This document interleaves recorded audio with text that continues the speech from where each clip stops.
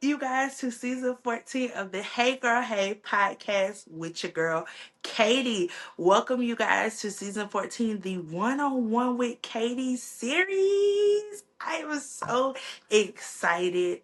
I am so honored that you guys are here to tune in with your girl Kaitie. So let's get into it. So Kaitie, what are we going to talk about today? Y'all, it is so much that needs to be discussed. However, I'm not going to spill everything in one episode. However, I want you guys to most definitely stick with me, stay with me throughout this series because I was talking about everything. We are going to be diving into some really deep topics. So stay tuned. You guys will also be getting in my personal business. So yes. Anyway. So today, you guys, we will be talking about how my experience has been dating, how my experience has been in relationships as a Christian woman. If I had one word for it, it would be ghetto. It would be very ghetto. That's the word for dating, especially in my generation. That would be the word for it. It's been very ghetto. Very not demure or demure, whichever way you say it. That's where I'm at with it. I'm up to here with it because just some people just deserve a why. Just a why. That's just how I feel. I don't know. That's just how I feel. But y'all, how has it been for your girls? So I want to first say that I am a Christian girl. I love Jesus. Whoop, whoop, I love Jesus. He means everything to me. I take my relationship with him very, very seriously. I was raised up in the church. I'm an MK. If everybody don't know what an MK is, it's similar to a PK, but it's a minister's kid. Both my parents are licensed ministers. They've pretty much been licensed ministers my whole life. So every time church doors swung open, that was me. That was me. I was in that guy. That most definitely was me. I want to say that I have seen a lot within the church.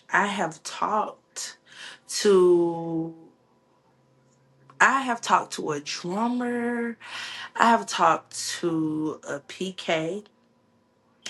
I have talked to an MK. I have also talked to a sound person. And I think that's it. Not me exposing myself. I know this gonna sound bad. I know they gonna run that back and they be like, Kaitie, how many people do you talk to?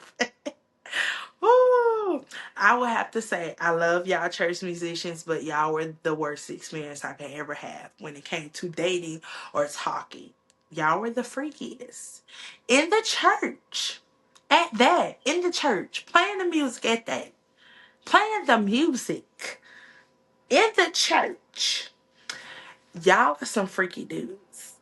I'm just being honest. I'm not trying to be in the type of way, but I'm just saying.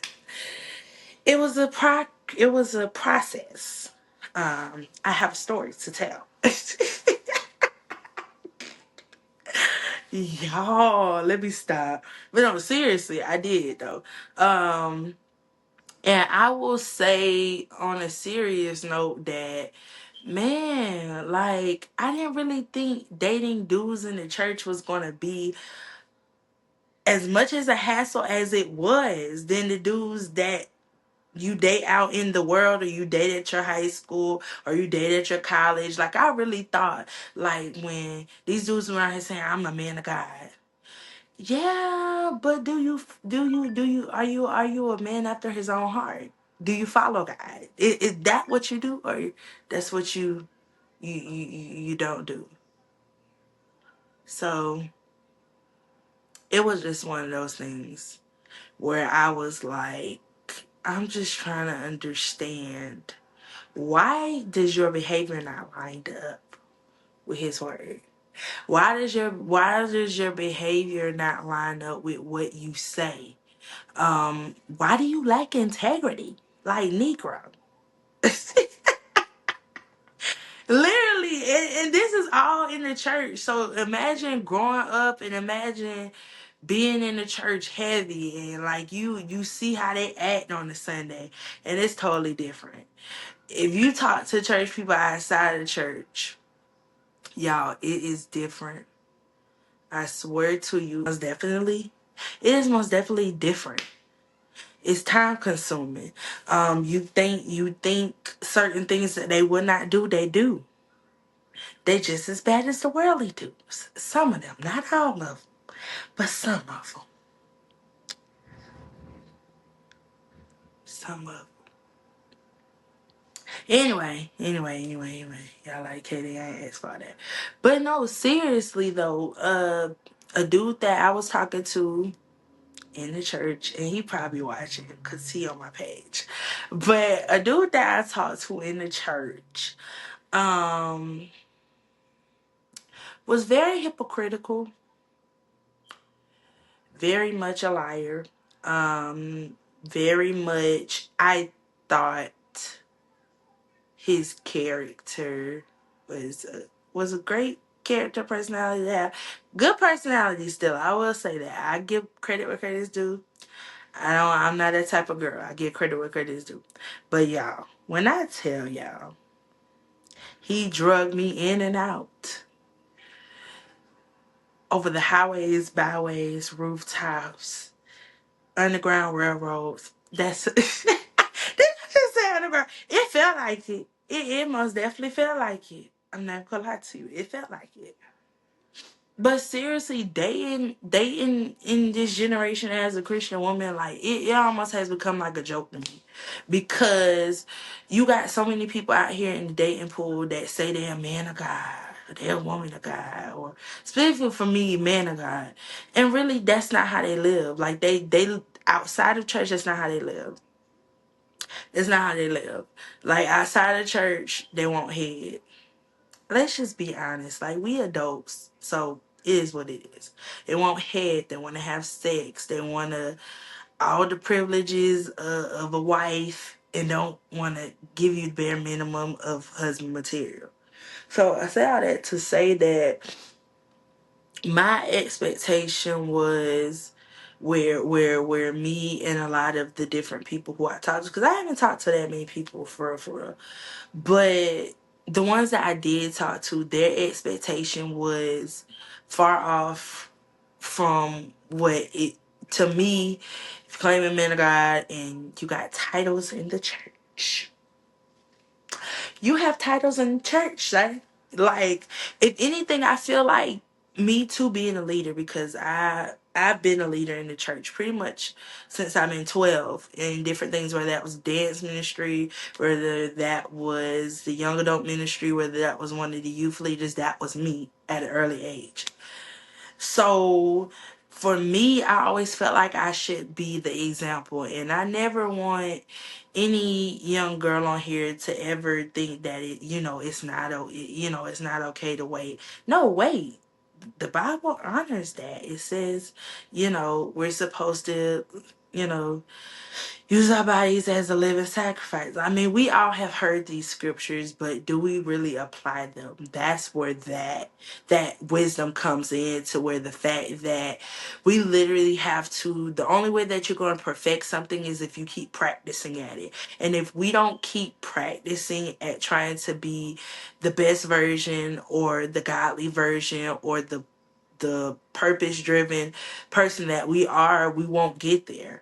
And I think that everybody's plight, of course, is everybody's plight. But I do feel like for me, why is it ghetto for me, I would specifically say, is because I'm not willing to lower or be too worldly. I don't know if that makes sense. Like, I feel like a lot of people be like, why everybody want to talk about sex? Like, why everybody want to do that? Because at the end of the day, if you think of our biggest downfalls in our generation, our biggest downfalls are who we be linking up with, who do we be soul tying with. Like, it's a real thing. Who do we be soul tying with? And I feel like we don't take that as seriously as we should, because at the end of the day, say for example, you soul tie yourself with a person that has a nasty attitude. And then you walk around here saying, like, why I got a nasty attitude? Like, why do I have an attitude? Like, why I'm feeling X, Y, and Z, X, Y, and Z. And we have to learn that sometimes, it's connecting to the person who you may be sleeping with. Like, you may be thinking that, it doesn't mean nothing, but this is why God honors marriage, and this is why God directly tells us to do stuff in whatever order. Because if we think about it, every time we try to do it our way, we fail miserably. And so I just learned at an early age that, and then too, I don't know about all y'all, but let me know. I come from a big family. So I come from a family of 8 siblings. So, and my parents been married all my life, literally. And so my example was, seeing my parents married, seeing my parents together. Yes, they had ups and downs, but never seen my parents not use integrity. I've never, to me personally, I never, especially when it came to church, like I never, and I feel like that even goes to with that,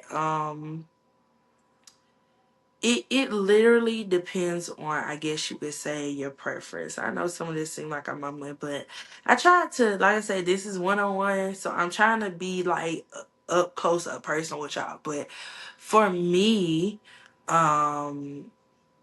literally, I will say that I just never,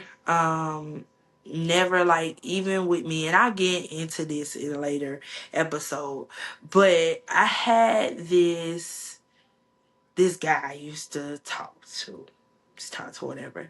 He was a big, he wasn't a big weed smoker, but it was like he smoked weed enough. I don't know if that makes sense, but he smoked weed enough. So I always used to say, I don't like people that smoke, and really I didn't. At the time, you know how it's one of those situations that it kind of just turns into something later. That's how it was with me and him. That's how it was. And I thought that was my only issue. I thought it was just the weed, but then it started to be other stuff, like, like we're literally, I'm finding out different things, preferences, and you don't read your word, and you're not praying, and you just don't answer to nobody but yourself. You lack integrity, you don't go to church. All these different things, I started to realize that we were unequally yoked. And I know sometimes when people talk about unequally yoked, they automatically talk about marriage. No, you can be unequally yoked in a relationship. But I started to realize that me and him, we weren't going to work. And I feel like it's a catch-22. Like, I feel like a lot of these dudes, they say one thing and then they do another. Like I said, my experience in the church, I have met some good guys. They were good people. They just weren't my person. Just wasn't my person. Um, but I would say the last person that I talked to, they really opened my eyes. And it's like, I was thinking like, Katie, maybe you asking for too much. And I asked myself this a long time ago, but I started to ask myself this, with this past experience, 'cause I'm just like, what is it? Like you claim you this, you claim you that, and you complete opposite. Like I want a person that can I see Christ through you outside of church? Like that hooping, hollering, shouting, speaking in tongues, praying, smiling in people's faces. Like that's nice and all. No shame in y'all gang, whoever does that.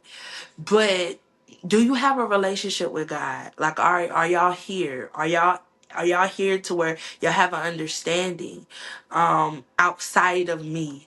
Because at the end of the day, if eventually I want to see anybody who I'm with as my husband, and I feel like it's no way that you can lead me if you don't answer to God. At the end of the day, it's no way that you can lead me if you don't answer to Him. Because at the end of the day, we have to understand that answering to Him, ladies, answering to Him, when your man answers to God, he knows how to come correct about you. He knows how to treat you. He knows how to pray about you. You guys are connected on a different level. And I just feel like that's what I want. I don't want no playing games person. I don't want no person that don't, know how to intercede on my behalf. Because everything I'm asking for in that man, I'm gonna do automatically. All of my partners in the past, like I said, I haven't really had that many because I've always just been at an early age, been up to here. I'm always, I've always been like, I'm sticking the course to the best of my ability.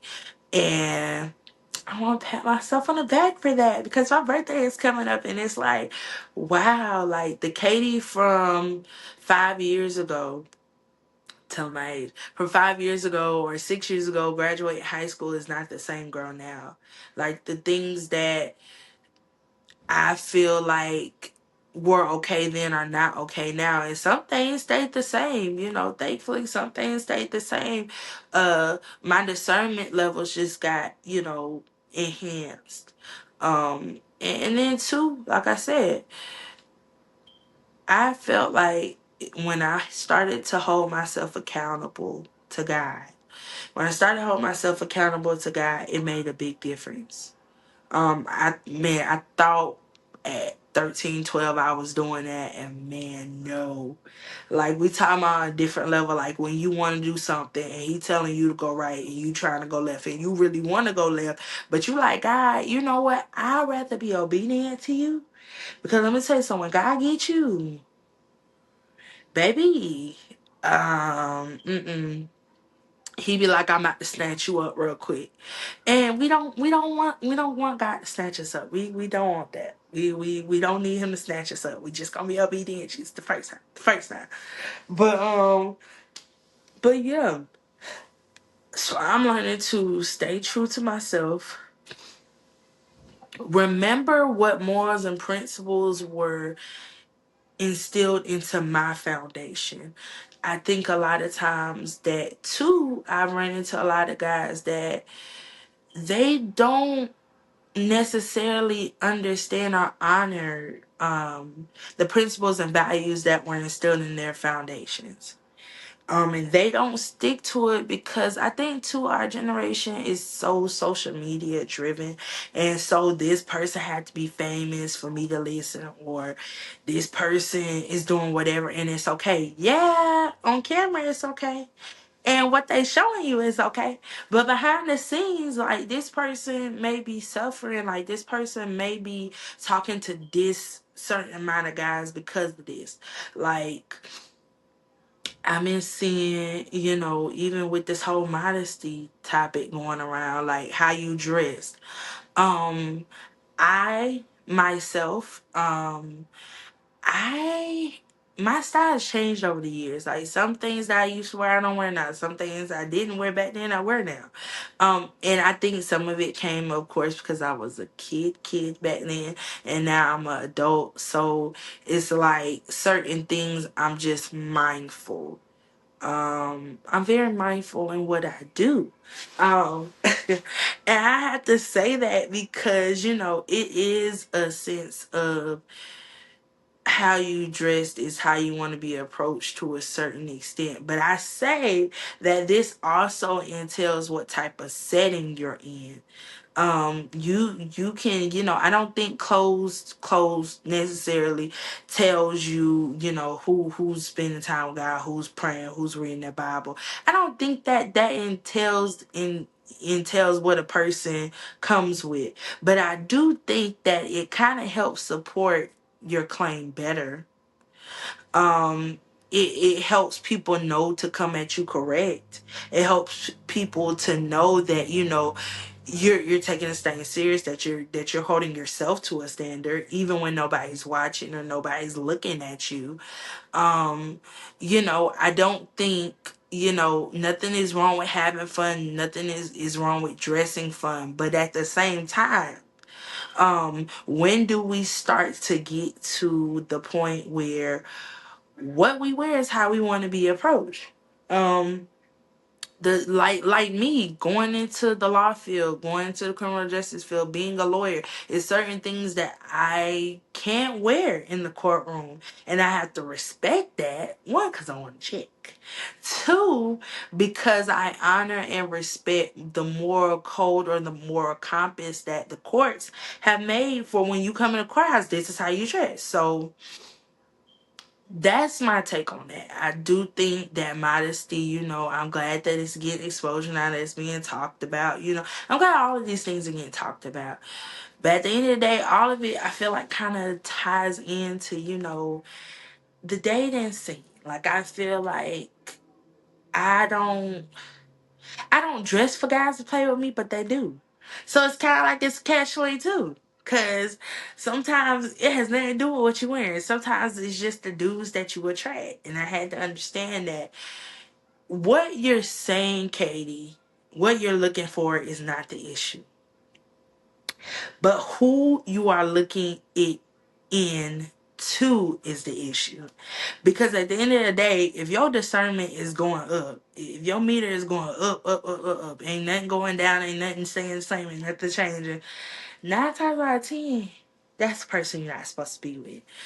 If it comes into your life to steal, kill, destroy, distract, get you off task, make you forget about who you are, make you forget about who God is within your life and how important He is in your life, then that is a person that does not belong in your life.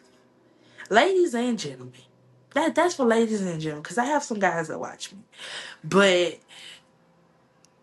God's not going to send somebody to distract you from the path that He set you on. God's not going to do that. God's not going to send you somebody who lacks intention. God's not going to do that. He's going to send you somebody who knows how to have plans and goals and knows how to get in and out and map out those pathways to complete those plans, goals, and aspirations that they may have for themselves. He's not going to send you somebody who's confused with what they're supposed to do individually. And so I am learning that it is okay to not do what my generation does. It is okay to not be in the world X, Y, and Z. That is okay. That is okay. And I think we have to be okay with being okay that everybody is not for you. My mom was telling me the other day, we were in the car and she was like, Kaitie, I'm telling you this and I need you to latch on. I said, what, mama? This just our normal conversations. And she was like, Kaitie, y'all generation struggles with learning how to have fun and learning how to have fun responsibly. The same graces that my mom's generation, of course, are not the same graces and mercies that we need today. But I do feel like our generation, we push it to the middle. And I'm not talking about on social media pushing a narrative that sin is okay. I'm not even talking about regular people. I'm talking about it be us Christian girls, us Christian men that be pushing that sin is okay. That be pushing that we can sleep with everybody else and we be okay. That be pushing that we can curse somebody out and that it'll be okay. We can just be cursing like a storm. We can steal stuff just cause we like it is so many other sins that's what we be pushing.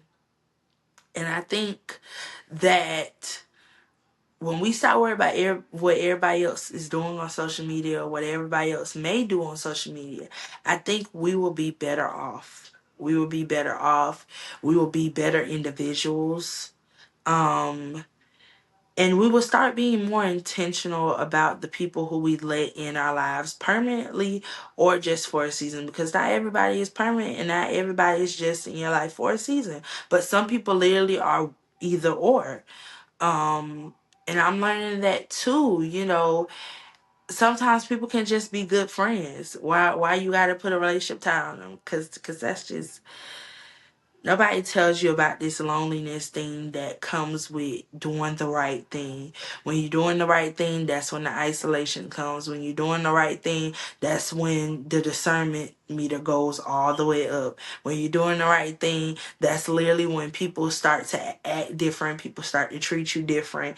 When you're doing the right thing, God has a way of pushing those people out your lives that do not belong. And he also has an intentionality to also add to your life by adding the people or sometimes more people than you ever lost.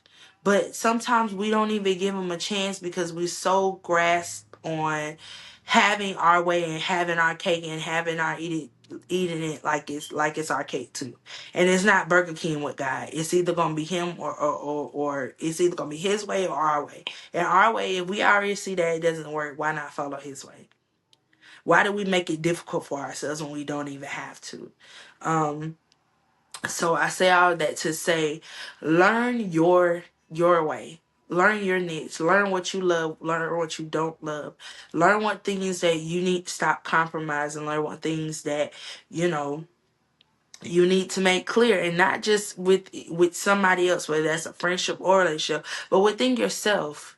The relationship with yourself, the self-love with yourself, the self-control with yourself, all the self-esteem within yourself, the self-confidence within yourself, all this needs to be already established before you start dating.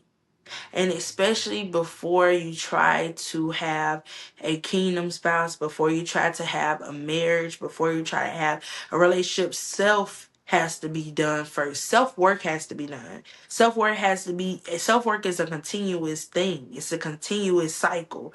And I know a lot of people, I've been hearing a lot of people, well, no, everything starts with self. You not handling self can cause your destruction. So I say that to say, make sure that if you know you have an anger problem, if you know that you have attachment issues, if you know you have isolation issues, you can't be by yourself but for so long, or either you're angry about something that may have, whether that was your dad not being there, whether that was your mother not being there, or not being present, either or, go sit on somebody's couch. Go get the therapy. God honors his word. Yes, he does. God loves when we pray to him. God loves when we come to him. But he also gave these doctors, therapists, counselors their knowledge too on earth to make sure that we're good too. And I think it is very critical. It is very crucial to our progress that we take that and we run with it. That we need to make sure that if you need to sit on somebody's couch to get that therapy to be a better person, do that. And do it quickly. Do it swiftly and do it now. Do it immediately. Because at the end of the day, that's only going to better you as a person. That's only going to help you as a person. I myself started therapy about 2 years ago because I had some things that I used to laugh about it, and I used to be like, hey, that didn't bother me, but really it did. All of the things that happened to me, really, it did bother me. It did upset me. You know, it did upset me that some seasons I was called into isolation more than others. It did upset me when I tried to do what other people do, smoke weed, have sex, do all these different things, and it didn't work out for me. And that's being honest. That's just being, I told y'all y'all's gonna get my business, but it is what it is. Um, no, I'm not doing none of that now. But the fact that I even attempted lets me know that it was a missing piece that I had to take to God. I had to give that back to God, because at the end of the day, if God didn't give it for me, if God didn't give it to me, why would I take it on? If God didn't intend for me to have it, why can I not wait on his time? And why am I trying to rush his time? And why am I trying to take on something that he don't even have for me? Matter of fact, he got something better for me. And I'm trying to hold on to the scraps that I created. Trying to hold on to the broken pieces and sometimes trying to hold on to the broken pieces that other people created. Yes, I've been through heartbreak, hell and back. Yes, I have been through with people lying, cheating, stealing, all of the above that you could think of, I've been through. And I say that to say that you can get through it. Never think, like I said, go sit on somebody's couch. Give it back to God. If you got to turn on your worship music and just cry to God and tell him, hey, God, I'm not okay. I didn't think that this bothered me, but it keeps being a cycle. Change the way that my cycle runs. Change the direction that I keep going. Change the direction so that I won't walk into the same cycles. Change the direction so that my kids, it won't end up being a generational curse, but it'll stop with me. Keep speaking these things, because it is very important that we get it now. You're never too young to get it. You're never too young to go on a straightened path. And even if you went off on a narrow path, start over again. God honors progress, and God honors accountability. I always tell people that God honors progress and he honors accountability. And I think that once we do that, we'll be okay. We'll be unstoppable. We'll be purpose driven and not money driven, not hunger driven, not everything else driven. We won't be. And we won't continue to get in these relationships or get into even these friendships, pushing our insecurities onto other people. So yeah, we have to learn ourselves first. We have to learn what are our triggers, what are our triggers. How do we deal with this thing heads on? It's time to stop running. It's time to stop avoiding. And some of us, we know the reason why we haven't found our person is because we literally are just in the space to do whatever we want to do. We literally are in the space where we literally don't get it. We literally don't understand it. And it honestly makes no sense, because God, like, okay, I'm here. When you gonna come to me? Okay, I'm here. And we have to understand that because he sits high, because he sits high, all we can go is up. All we can go is up. With him, it's up and stuck. We say it's up and stuck when we want to run up on people, but no, with God, it's up and stuck. Um, so I most definitely think that, we have to learn that God honors that. He honors that. He honors progress and accountability. And when we get that concept down, I think we'll be okay. So yeah, I think, like I said, we'll be okay. Be intentional. Do the self-work. Stop compromising what you know doesn't need to be compromised. Let that person go before God lets that person walk away from you. It's going to hurt way worse. It's public service announcement. It's going to hurt way worse if you don't walk away, but God makes that person walk away from you. And if the person has walked away from you, let them stay right where they're at. Don't call them. Don't answer that hey boo text. Don't answer that you up text. Don't answer that I miss you text. And I had to stop doing that, y'all. Cause I was in my season of isolation. Because it got lonely. It get rough.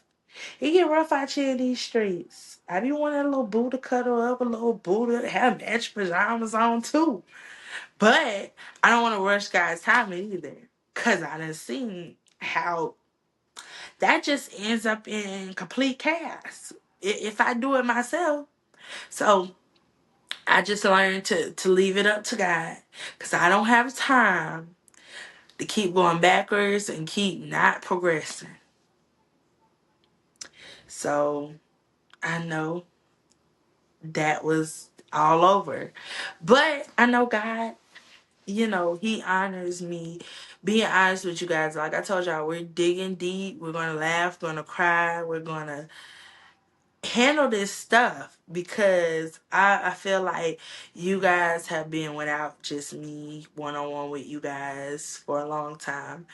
And I think that during this season, it's going to get tight, but it's going to be right. It's gonna be tight, but it's gonna be right. You hear me? And I got y'all. I'm continuing to pray for y'all, even when I don't know you. I'm continuing for you to pray for your strength, that you will be strengthened, that you will have everything that you need, that everything will be provided to you by God's grace, and God's mercy will continue to follow you. His favor will continue to go before you. That the rooms that you will walk in will be for you, that you won't have more shut doors but more open doors in this new season that you are going into. So I just say shine, girl, shine.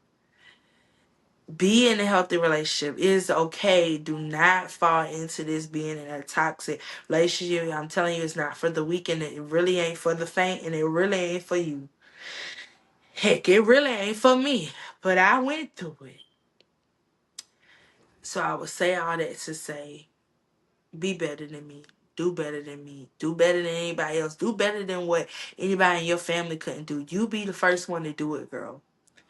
And we gonna get this thing done. Like I said, be intentional, work on self, and make sure that you keep God in the center of everything that you do. Cause we can't fail. You just can't fail. You can't fail. So yeah, so I know that was a little bit all over the place, but hopefully you got something out of it. Like I told y'all, nothing is scripted. Everything is live and everything is on the spot with me. You guys will be knowing a little bit more about me, hopefully, in the next episode or during this season. But I know that the one-on-one series with Kaitie will be the best one yet, you guys. It is only up from here. And girl, we gonna heal, we gonna grow, and we gonna progress. Cause remember, women empower, girls compete. And we got this. We got this. We must definitely have this. So I love y'all. That is the end of this episode. I hope you guys took something out of it. I hope it was all that you guys expected. Because we just dug into a little bit of everything.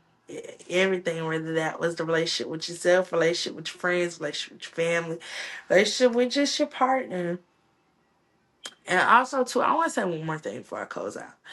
Make sure that all of this takes in, send it to your homegirl, your homeboy, your sister, your auntie, anybody that you think may need it. And also to let's take this series serious enough to know that we all have something to work on, but we also can self-evaluate and add to ourselves to be better people.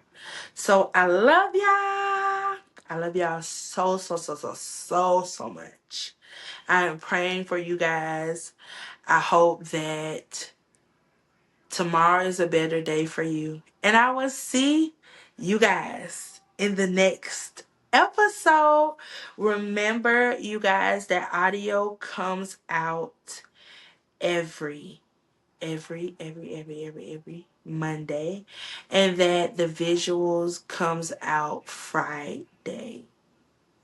I love you guys so much, and I hope to see you guys soon. Mwah. Love y'all. Bye bye.